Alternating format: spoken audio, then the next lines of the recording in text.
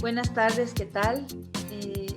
Es un gusto, mi nombre es Mónica Pacheco. Yo estoy encargada de liderar este tema de sociales, ¿no es cierto?, en este intento que estamos proponiendo, que estamos potenciando, ¿no es cierto?, para que los estudiantes tengan herramientas y puedan ingresar a las universidades con mayor facilidad y sobre todo con mayor seguridad.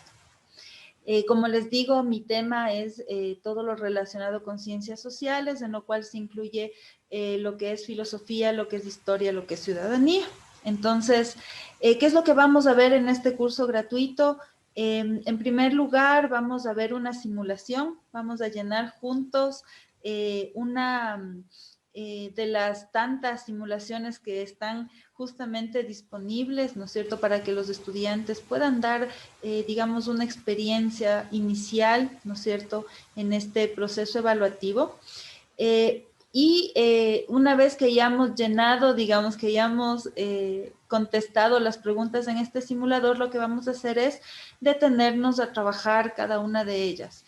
Para eso hemos preparado videos individuales en los cuales se intenta generar una explicación a profundidad, no solamente de la explicación de la pregunta, sino también de algunos elementos que pueden estar atados, que pueden estar relacionados y que pues podrían profundizar un poquito más, digamos, del tema en general. Ya en los cursos pagados, ¿no es cierto?, vamos a generar no solamente una pregunta, sino vamos a tratar de involucrar la mayor cantidad de elementos que se han preguntado en pruebas anteriores. Pero bueno, en este caso, para este curso tan breve, lo que hemos hecho es concentrarnos solamente en una de las simulaciones. Entonces, consideramos que este ejercicio nos va a permitir enfrentarnos a las diferentes pruebas, no como un problema ni con temor, ¿no es cierto?, sino más bien con la seguridad de haberse preparado, con la seguridad de conocer los diferentes temas. Entonces, me pongo a las órdenes y vamos a empezar a practicar, empecemos a estudiar y vamos a abrir la primera puerta que nos lleva a la universidad. Vamos ahí.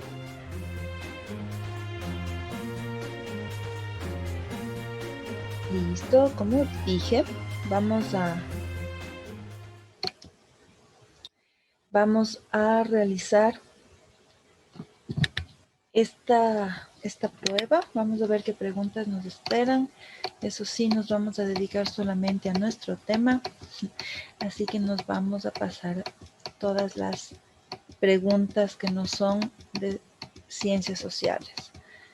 Como pueden ver, es posible pasar a la siguiente pregunta, pero no es posible volver. Y me parece estamos en la primera de ciencias sociales. Perfecto, vamos a ver cuánto tiempo nos demoramos y cómo más o menos se responde. En un colegio los estudiantes no se sienten involucrados en el proceso de enseñanza-aprendizaje porque quien lo imparte considera tener la última palabra sobre los temas que se desarrollan. Además, impone las reglas bajo las cuales se orienta el curso y establece sanciones estrictas cuando los estudiantes difieren con las ideas que se plantean. Bueno, aquí hay un problema de solución lógica. Vamos a ver qué es lo que nos dice en las opciones. La clase tiene espacios de debate, discusión para generar aportes sobre ideas planteadas por el docente y los estudiantes. Pues parece que esta sería una buena idea para mejorar la relación entre los estudiantes. Sí, justamente eso es lo que se pide, como podemos observar en el enunciado. El docente planifica los contenidos de la asignatura según sus expectativas. Bueno, volvemos a fortalecer este problema. Los estudiantes eligen distintos instrumentos de evaluación, pruebas, exposiciones o ensayos acordes con sus habilidades. Bueno, los trabajos grupales son distribuidos con parámetros dados por el docente. Bueno, para mí que tendría que ser definitivamente la número 1, ¿no es cierto?, para poder resolver el tema de la participación y seguramente para que podría ser que los chicos elijan sus propios instrumentos de evaluación. Podría ser 1 y 3. Vamos a ver, continuemos. Diversas culturas antiguas establecieron el poder centrándolo en la figura masculina, lo cual implicó que las mujeres no contaran con garantías jurídicas que establecieran paridad entre ellas y los hombres. El establecimiento del poder basado en el sistema descrito en el texto fue característico en diversas civilizaciones antiguas, excepto, es decir, ¿no es cierto?, el tema del imperio de la figura masculina. A ver, Egipto, India, Mesopotamia, China. Muy bien, yo sé cuál es la respuesta. Vamos a continuar.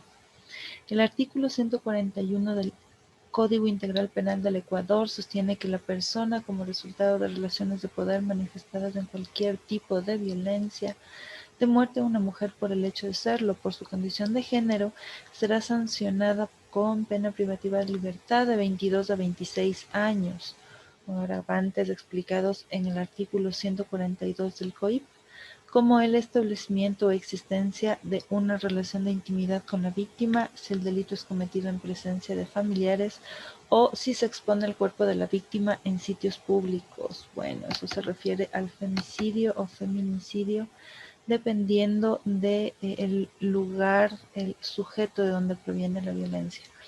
Continuemos. Onfray, en la misma línea de Epicuro, establece al placer asociado al ser y no al tener, lo cual se enmarca dentro del hedonismo filosófico y establece entre otros enunciados que el placer verdadero se encuentra en el disfrute de los sentidos. Todas son actividades que corresponden al significado del placer descrito, excepto, ¿no es cierto? Hedonismo, ¿no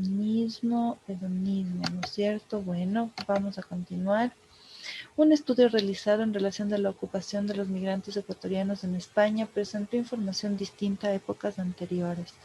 Previo viajar a dicho país, una gran parte de la población migrante nacional se dedicaba a actividades profesionales y técnicas, 38.6%, mientras que una vez en el país europeo el 54.3% se dedicaron a servicios personales, lo cual implica una población migrante sobrecalificada en aquella temporalidad.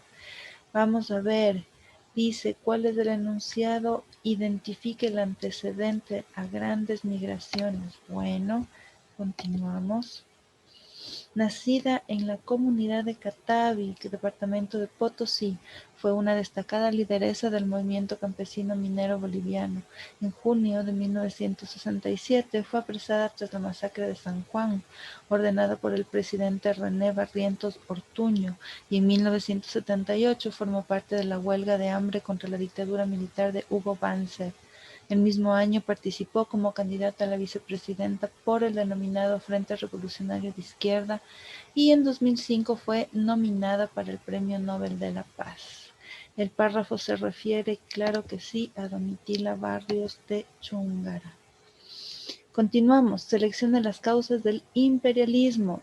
1. La búsqueda por parte de las potencias europeas de nuevos territorios para invertir capitales, evitar conflictos bélicos a través de las alianzas político-militares entre estados europeos, la necesidad de tomar control hegemónico militar y comercial en las rutas terrestres y marítimas, el uso de tesis darwinistas para justificar la supremacía de ciertos grupos humanos sobre otros y el surgimiento de grupos de resistencia y movimientos nacionalistas en las colonias asiáticas.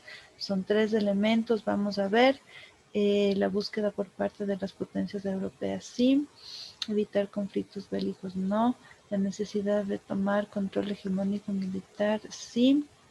El uso de tesis darwinistas, sí. El surgimiento de grupos. Bueno, ya vimos 3, ¿no es cierto? 1, 3 y 4. Adelante. Los estados, vamos a ver las opciones: democráticos, legislativa, totalitarios, legislativa, democráticos de transparencia, totalitarios de transparencia.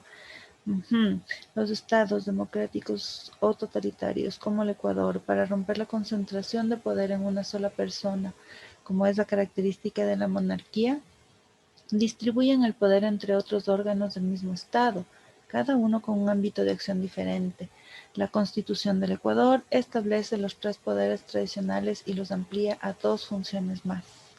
Una de ellas es la función legislativa o de transparencia y control social, que tiene como principal finalidad impulsar la revisión de entidades y organismos del sector público y de las personas naturales o jurídicas del sector privado que presten servicios o desarrollen actividades de interés público para que los cumplan con responsabilidad, transparencia y equidad. Para mí es muy clara la respuesta. Vamos a continuar. Los incas, ¿cómo lograron los incas construir un imperio tan enorme y tan complejo? La respuesta no es fácil, pero no cabe duda de que en buena parte se debe a que desarrollaron una excelente organización social y política. Su experiencia nos enseña que las sociedades del pasado y las de ahora, para avanzar y mantenerse, por ello no debemos leer la historia por curiosidad, sino también para sacar lecciones de nuestra vida actual. Aunque no todos los restos de la vida de los incas pueden repetirse, ya que aspectos como el autoritarismo que no pueden imitarse, aspectos como el autoritarismo que no deben imitarse, pensemos en que hay mucho que podemos aprender de los incas y de los pueblos aborígenes en general. Por ejemplo, el uso adecuado de los recursos del medio ambiente, el impulso del trabajo y la vida comunitaria y la preocupación por construir vías de comunicación. En suma, debemos comprender una filosofía de vida que es el buen vivir o summa causae. ¿Qué tipo de legado recibimos? Pues bueno, para mí es bastante claro. Continuemos. Complete el enunciado. En las universidades medievales creadas por la Iglesia se intentó demostrar la existencia de Dios, lo que dio origen a una nueva forma de pensamiento conocida como en la que se trató de conjugar el pensamiento lógico con la fe, utilizando el primero como medio para alcanzar el segundo.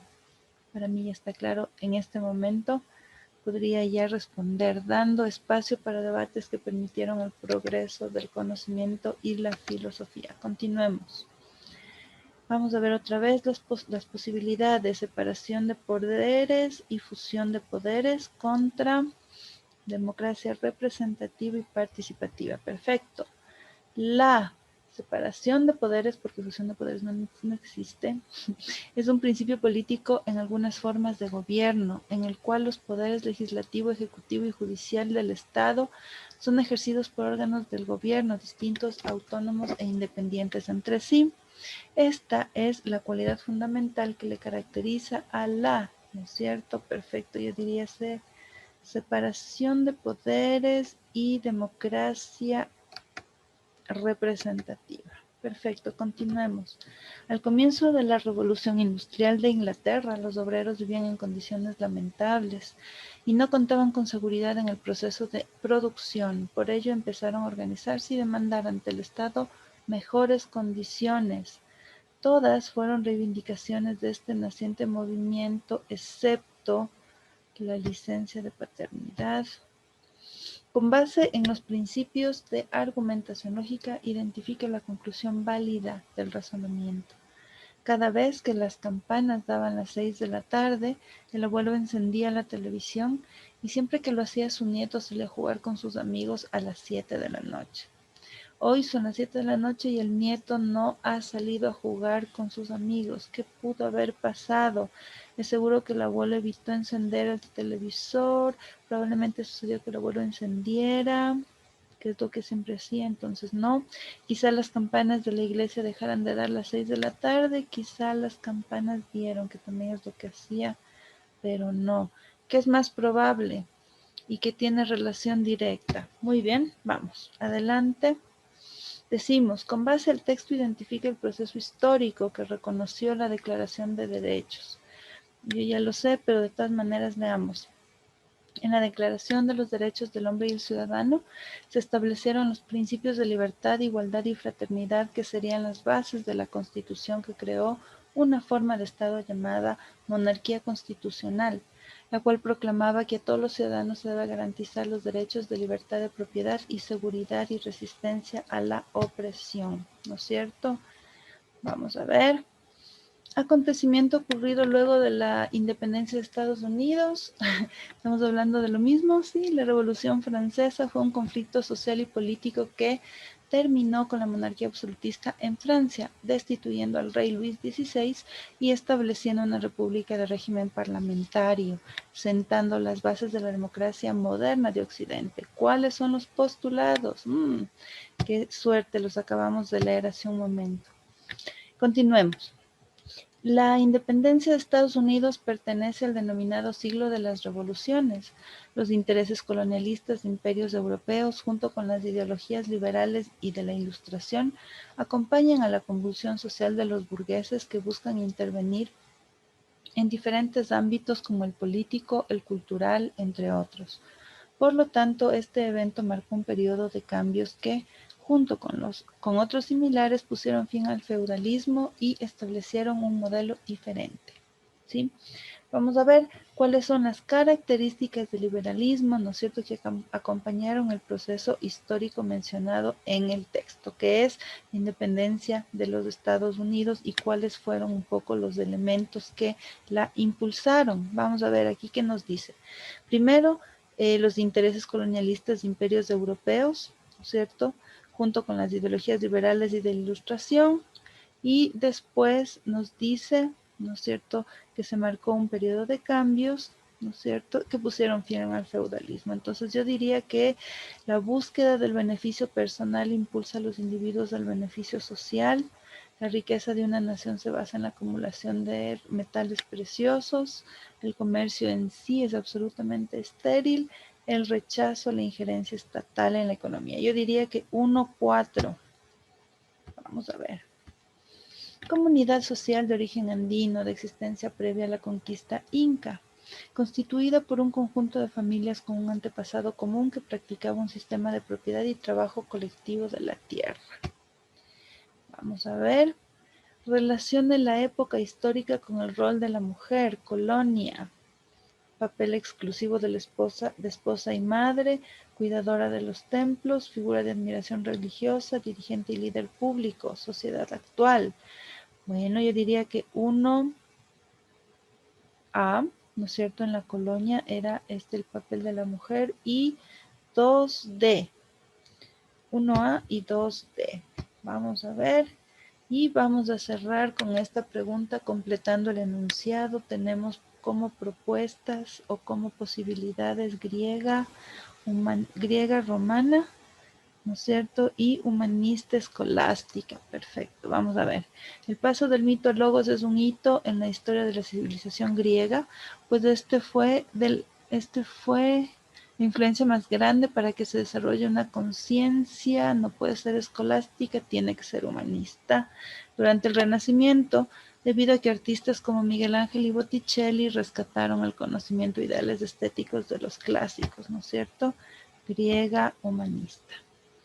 Muy bien, vamos a la última. La encomienda consistía en la asignación por parte de la corona, a partir de 1533, de una determinada cantidad de indígenas a un súbdito español conocido como encomendero.